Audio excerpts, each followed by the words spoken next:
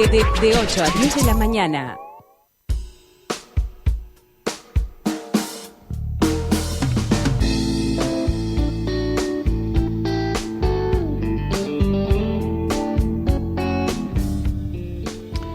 Pasadita a las 8:30 de la mañana, vamos a entrar en comunicación con el presidente de la Institución Nacional de Derechos Humanos, Wilder Tyler. Buen día, Tyler, ¿cómo le va? Buenos días, ¿cómo está usted? Muchas gracias por esta invitación. Por favor, al revés, agradecidos nosotros porque temas hay con usted y variados. Efectivamente. Sí. Variados, ¿no? Yo creo que habría que empezar, porque es un poco lo que se reitera, es estas controversias que más de una vez ha habido con los ministros del Interior. En este caso, Luis Alberto Heber tuvo una frase que se la voy a reiterar. Dijo que la aparición de la institución respecto de las cifras o el aumento del acoso policial o del abuso policial tiene tufillo electoral. Me llamó la atención el diminutivo, además, tufillo electoral.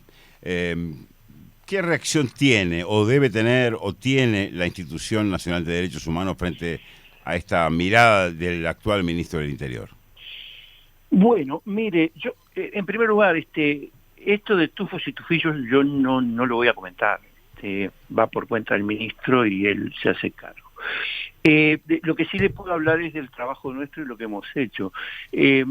La denuncia a la que se hace referencia de esa forma tan sarcástica estuvo hecha desde julio del año pasado. Sí, yo soy conteste que hay denuncias de tiempo atrás. Sí, yo sé que ustedes han venido recopilando. Yo le quiero decir que las 100 denuncias, sí. Además, las 100 denuncias que están analizadas en este informe que salió esta semana pasada allí, fueron presentadas a la Suprema Corte de Justicia en julio del año pasado. Usted no sé si se acuerda que en esa época ni siquiera se sabía si iba a haber referéndum, y por lo tanto no se sabía si iba a haber una contienda electoral.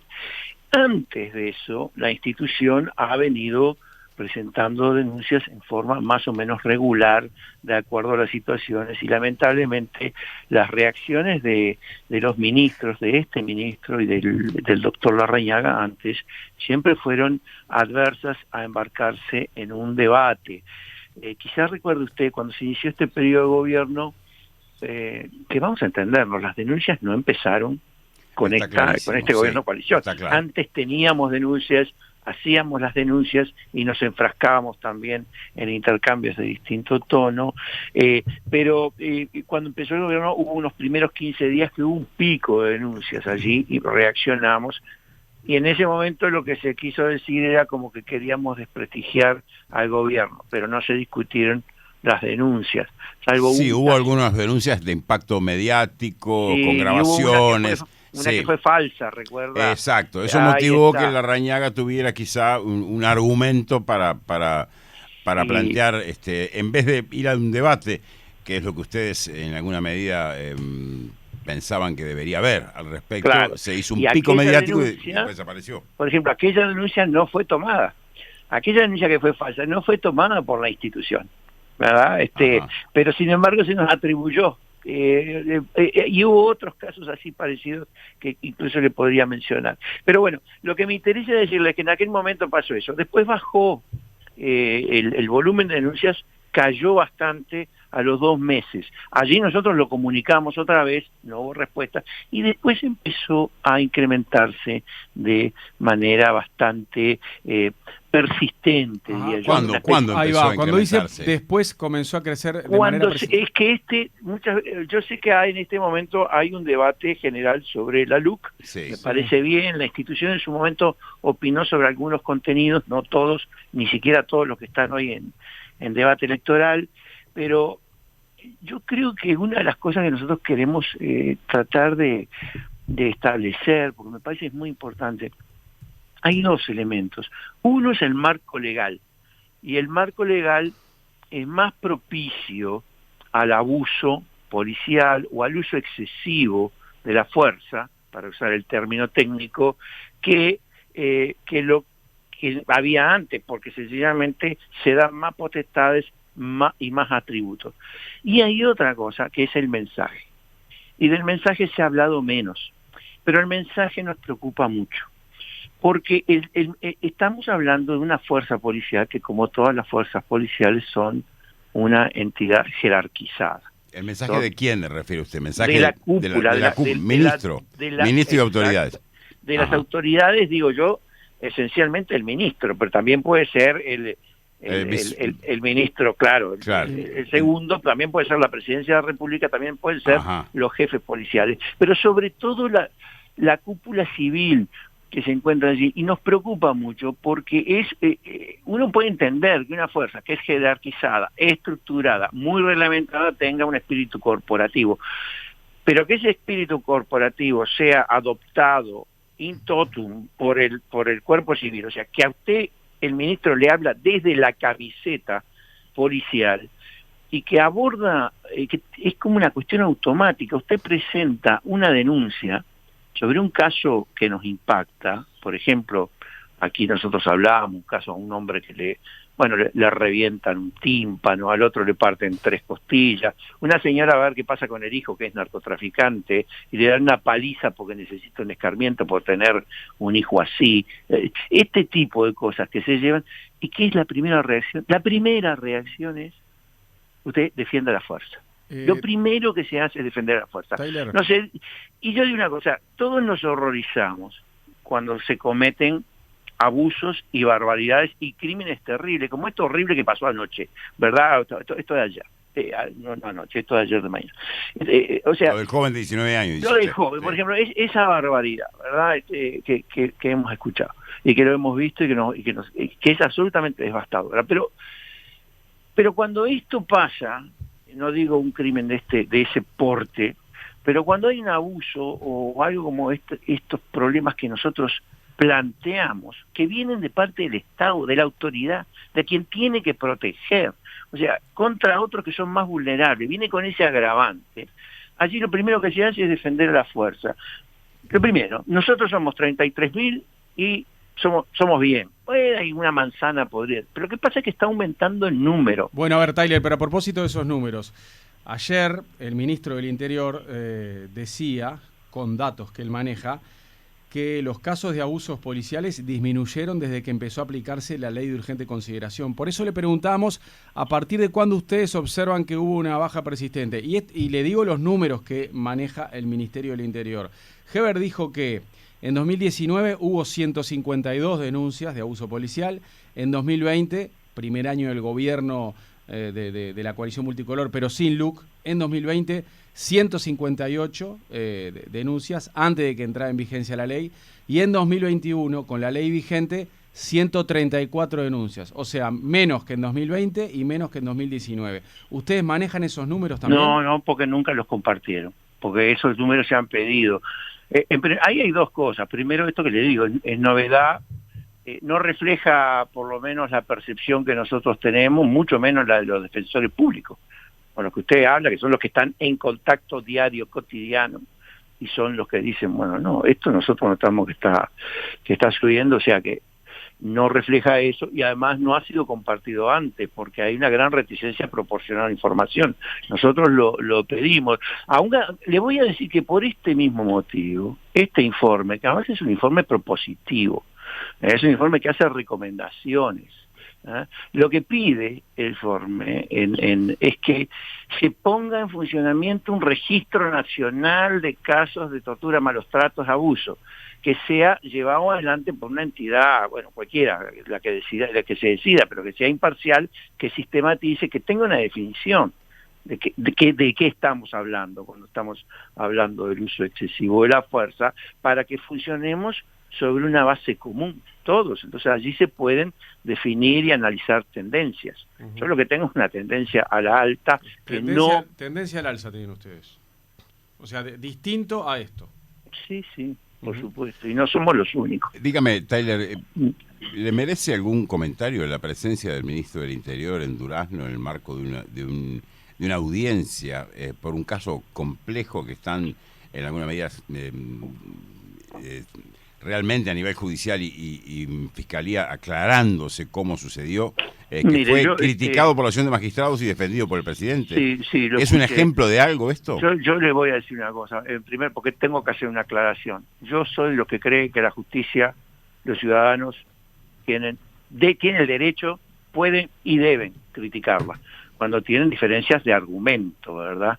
Yo no creo que la justicia sea esta cuestión sacrosanta ya sobre la que no se puede hablar, dimensionar, pues, no.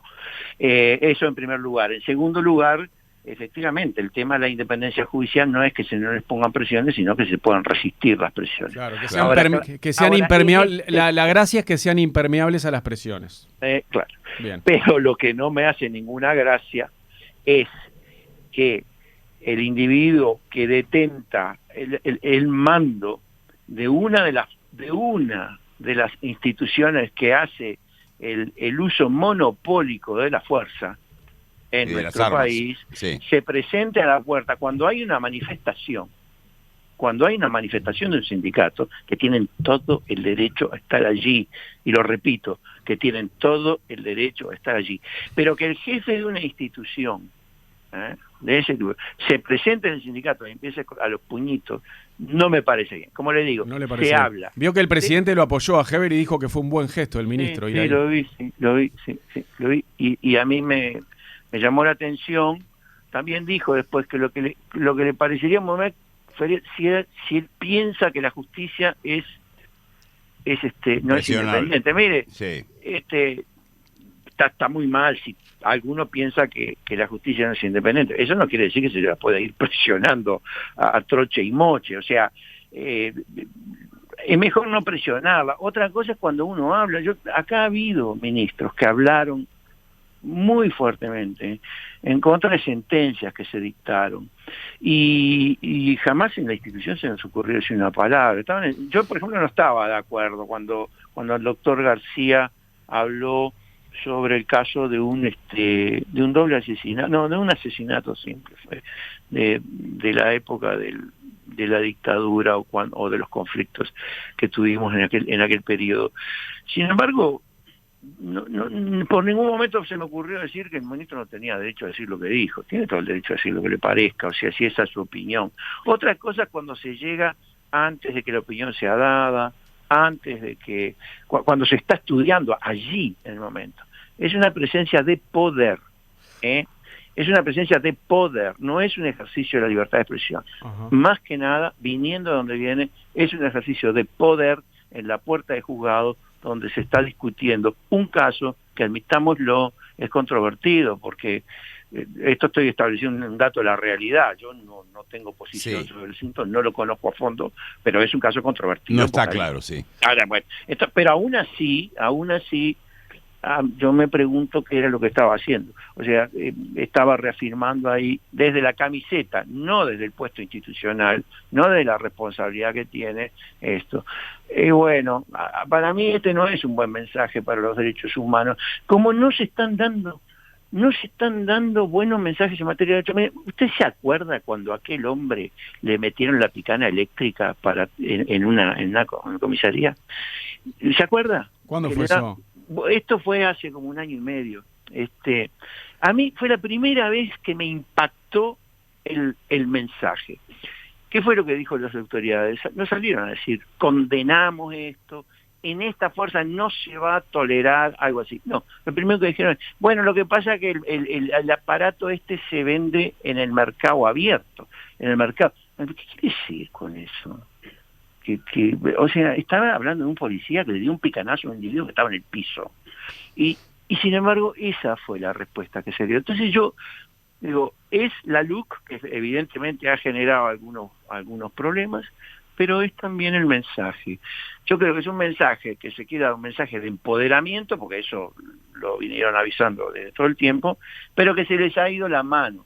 Y de alguna manera es un mensaje de empoderamiento que está transmitido y recibido como aquello de que, bueno, acá los vamos a respaldar a menos que aparezca un video. Cuando aparecen los videos ya no los respaldan más porque la evidencia estaba puesta en el dominio público.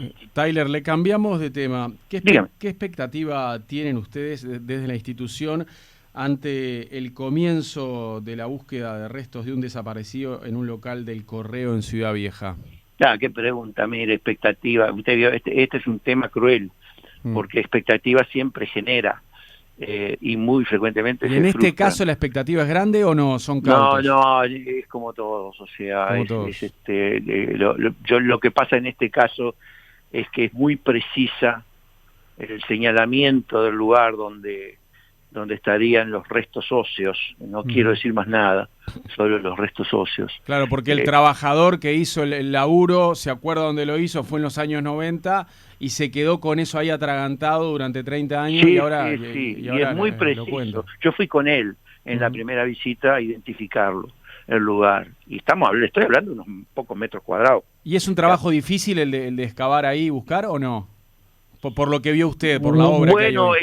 Allí hay que romper un poco de piso y tener mucho cuidado de no se le vaya a inundar, porque hay se pierde todo. Un tendido de caños. Lo que viene después es un trabajo pericial, lo hacen los antropólogos, lo hacen a palita y cepillo, ¿vio? Pero también lo hacen en áreas abiertas. Sí. Mucho más grandes. Están acostumbrados a hacerlo en áreas abiertas. No, el equipo tenemos un equipo técnico de primera, por suerte. Entonces vamos a ver, esto es ahora de mañana, yo creo que lo anunciamos. Y recordemos, ¿no? Porque claro, a ver, también la sospecha y la intriga se genera porque ahí durante la dictadura funcionó ¿qué sitio? Sí, allí hubo un garaje de Presidencia de la República durante la dictadura, más complicado todavía. Yo le diría que un dato que este hombre señaló, además del lugar donde él encontró restos óseos, fue que también había encontrado en el sótano, que estaba inundado además, desde hacía mucho tiempo, y él tuvo el trabajo de vaciarlo. Encontró un lugar que tenía forma de celdario, o sea, cerrado, pero con un alambrado, pero muy grueso. Y adentro había una serie de inscripciones en pared, incluso nos dice que vio una estrella de MLN, yo no la vi, aunque sí vi el lugar y efectivamente coincide con su... Entonces, por supuesto que hay un elemento sorpresa allí, en tanto nosotros no teníamos idea de que pudiera haber un lugar así en ese sitio. Sin embargo, les tengo que decir una cosa sobre el tema de la búsqueda de los desaparecidos. O sea, los que trabajamos en esto cada vez nos convencemos más que no toda la historia está escrita y que lugares de detención clandestinos pueden aparecer. Hubo más de los que pensamos. Sin que conociéramos, claro. Sí, la gente, no le estoy hablando de grandes cuarteles o establecimientos, estoy hablando de lugares más chicos, que sabemos que hubo casas, hubo apartamentos, ¿verdad? Chalés, cosas de ese tipo, pero pensamos que puede haber habido más, porque además nos siguen surgiendo de cosas que pasaban, hasta gente que fue traída de Argentina por un día a reconocer un preso en un lugar y llevado de nuevo a un lugar que no hemos podido identificar, pero que no es ninguno de los que conocemos. Te quiero decir, hay de eso, ¿verdad? Hay de eso. Y en este caso del trabajador que usted conoció, él llegó a decir que los restos que observó en los años 90 eran humanos, ¿le parecieron más de un ser humano que de un animal o no? Yo no, él ha sido muy enfático en no jugarse al tipo de restos que eran. Ajá. ¿No? Eran más de una pieza, había uno que era más largo, me dijo. O sea, no eran huesitos así, claro. como, no era que había una paloma allí, o sea, no, estamos hablando de algo un poco más serio. No hay cráneo, no hay visible un cráneo, claro. No mencionó eso de ninguna manera. No, el hombre ha sido extremadamente cauto en la forma como él presenta y es lo que nos llevó a hacer esto. Claro, ha sido muy coherente en su relato también. Le cambio un poco el tema antes que se nos vaya el tiempo, porque el tiempo es una tiranía tremenda. ¿Cómo miran ustedes el tema carcelario, Wilder? Porque a veces hablamos de los abusos policiales y tenemos un número de periodos de libertad creciente donde a veces nos enteramos y muchas veces no nos enteramos de lo que sucede muros adentro de las cárceles. ¿Cómo lo están mirando ustedes? ¿Qué posibilidad tienen de mirar hacia adentro? Sí, tenemos toda la posibilidad de mirar. Esto lo hacemos, usted sabe que hay un comisionado parlamentario con el que tenemos una excelente relación aparte, ¿no? Es más, yo diría que diariamente estamos en contacto. sobre los temas juntos. Él tiene un operativo bastante más vasto que el nuestro, en ese sentido, porque nosotros nos concentramos mucho en comisarías, el INAO, el INISA, centros de salud mental, bueno, y también algunos